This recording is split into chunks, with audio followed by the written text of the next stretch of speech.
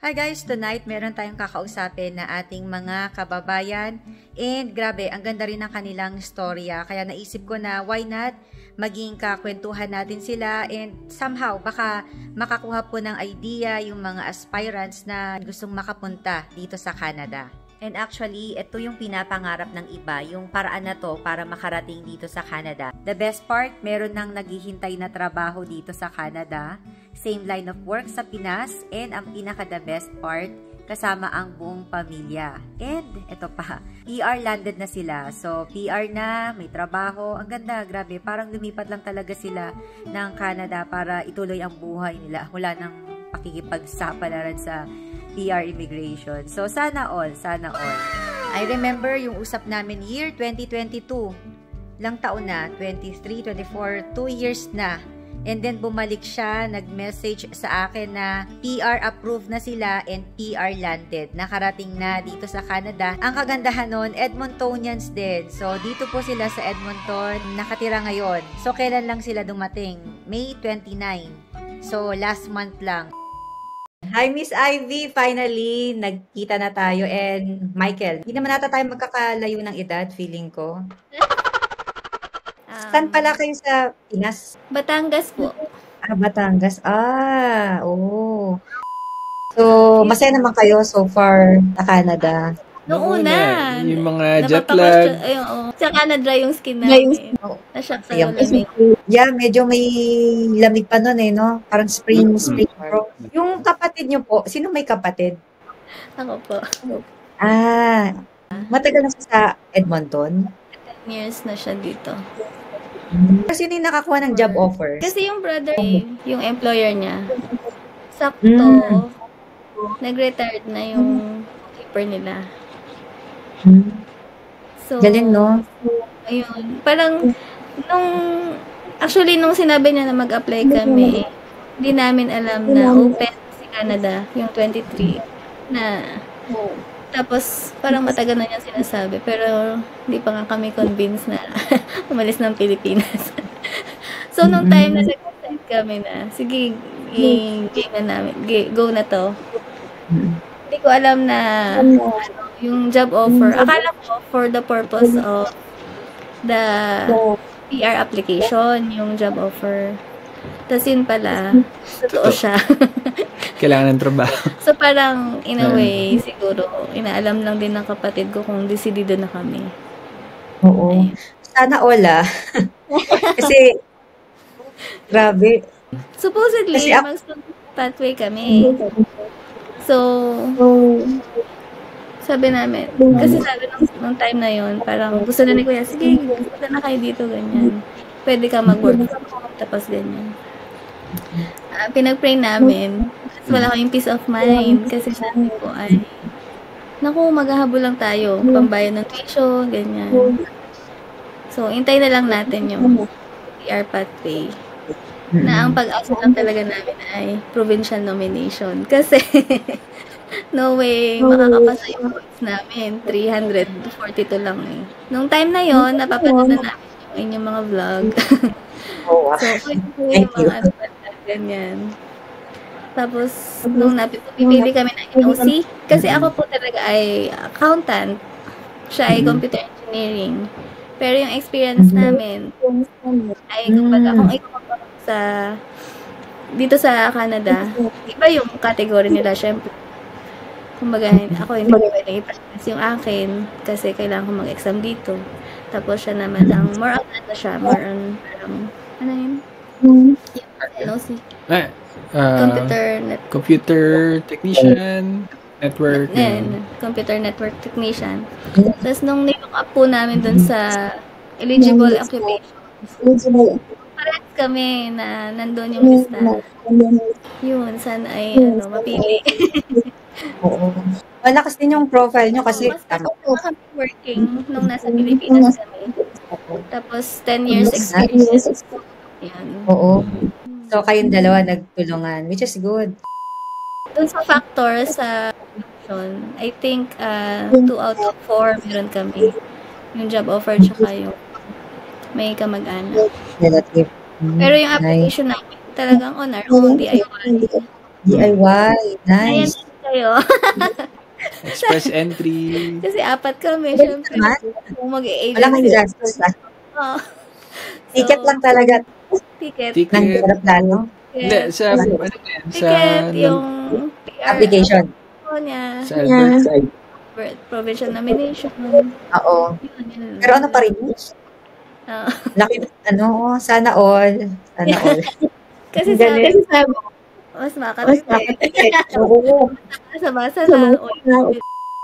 Saka good thing si Sir nasa IT. Maganda rin ang opportunity dito sa IT.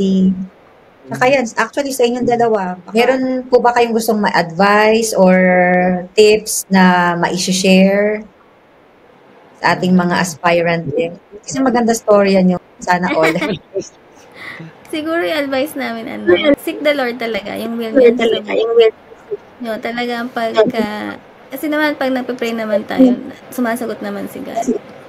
Yung ginawa lang talaga namin, ano yung gusto ni God sa amin for the season of our family. Tapos, from there, para kasi challenge kami in a way ni God to step out in faith. Kumbaga ay to get out of our comfort zone sa Pilipinas. Tapos, dinala kami sa lugar na very unknown to us. Kasi parang in this season, He wants us to really cling to Him. So, yung process, ang pinaka-challenging kasi sa part na application is the medical part. Because nung time na ayan na, okay na yung mga IELTS, yung mga documents, July, meron na kaming provincial nomination. July, primary complex yung panganay namin. Yun. So, parang isip namin, 6 months na gamutan yun. Makakalis pa ba tayo, ganyan. Tapos kung binasasik ko wala yun, hindi siguro tayo mapupurso yung application kung wala yung word ticket na yun. Yeah. Dahil nga, dami na challenges. Tsaka, syempre, yung kumbaga, family savings mo, galawin mo for the application fee. Saturday ng hapon namin na-receive. So, Yung passport at saka COPR. Oo, yung magkasabay. Hala, tuloy na pala. So, yun, yung advice namin. Siguro yung kunyari, kung as a family kayo na you all agree, you both agree. Parang cell group na to, ano? Nag-isel.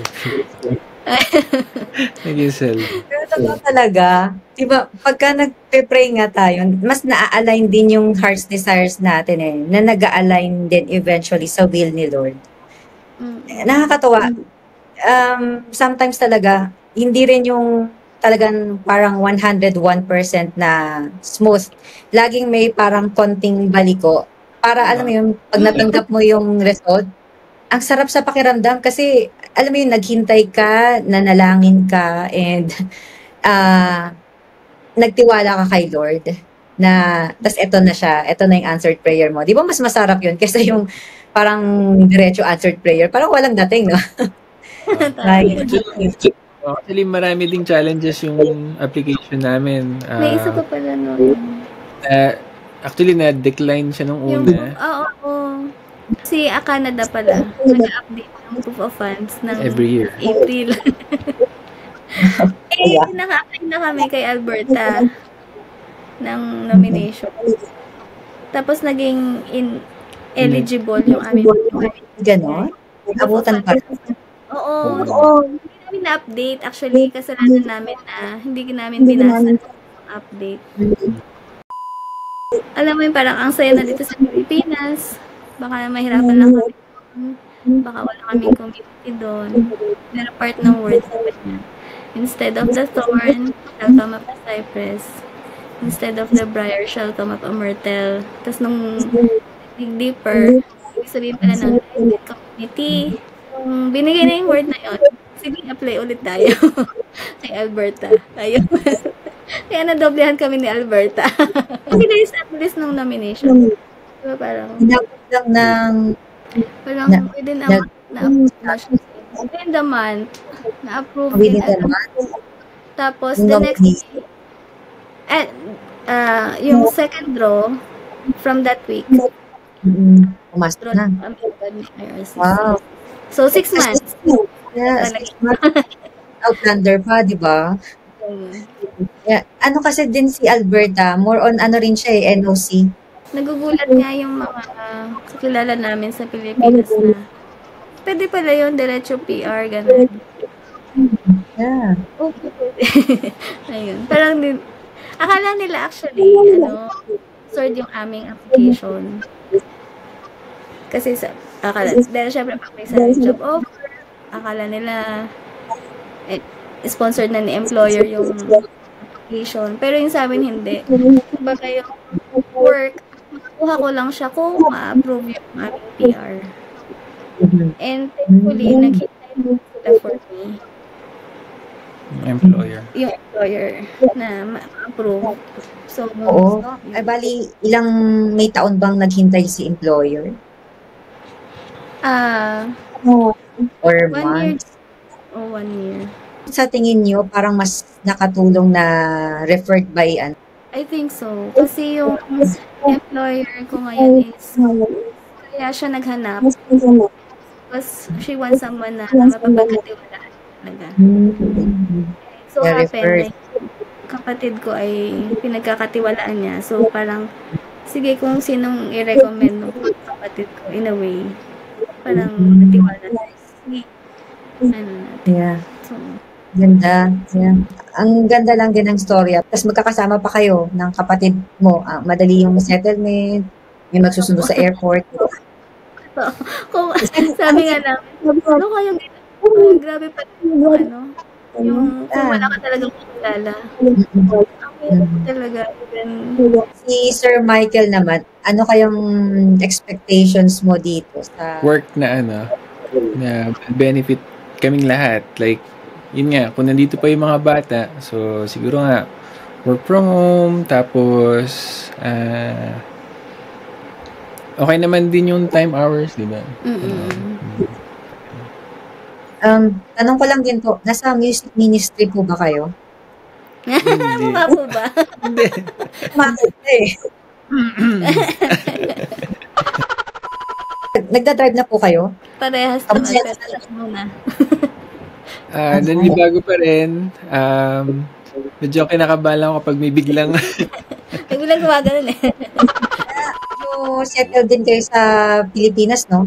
Parang medyo nasisense ko na may part na kung may option din na kung hindi matuloy, okay lang masaya na kayo sa Pilipinas. 10 years na pag-work namin, inaipon naman po. Tapos may bahay din, may car. Actually, 2022, bumili kami ng bagong sasakyan sa Pilipinas. Not knowing na palalabasin pala kami ni Lord. Kumbaga somehow, ay may naipon. Tapos, pwedeng pagsimula. Masaya naman, no? Oo, masaya naman. Ganyan. Kaya parang, hindi stressful lang family life. Yun ang nasense ko sa inyo na meron na rin kayong parang na-build na comfort, na-establish na rin kayo sa of the comfort zone yung talagang naging mitya. Naging mitya nung application namin. Yeah. Saka siguro din, yung future din ng mga kids na thank you po dahil binalikan nyo ako kasi nakakatuwa na may mga nangyayari ding magaganda sa mga viewers. Hindi lang puro negative. Minsan na-stress din ako pag may nakakausap ako na hindi na niya maano yung agency niya, ganyan. Nung bago po ako mag-message sa inyo, ay actually after ako mag-message sa inyo, nanaginip ako. Napahinipan ko kayo, yung family niyo. Hala, sana mabasa na ni Vamos yung aking message. Tapos pag-isip ko, yun, nabasa niya na nag-reply na kayo. Hindi ko lang din yung message mo. Hindi ako nag-isip. Matik lang din, hindi ko rin alam. For some reason, may mga random ako kasi limbawa, walang mga tanong sa group or libre. Sumasagot ako sa PM. Pero pag talagang mabigat ang araw, yun, medyo hindi ako makareply.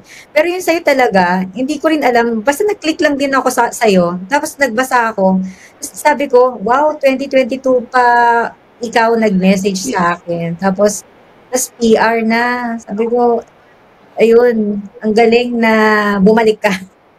Kaya ko nabasa yung mga unang tanong mo. At least ma-update ko. Bahala na kung mababasa.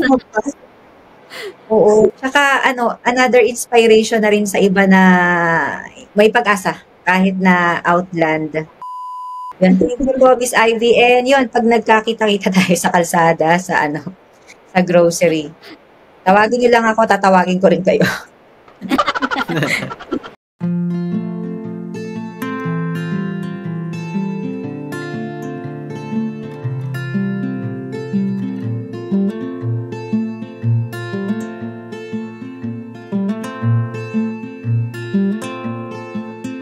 I don't know what I'm meant to feel anymore.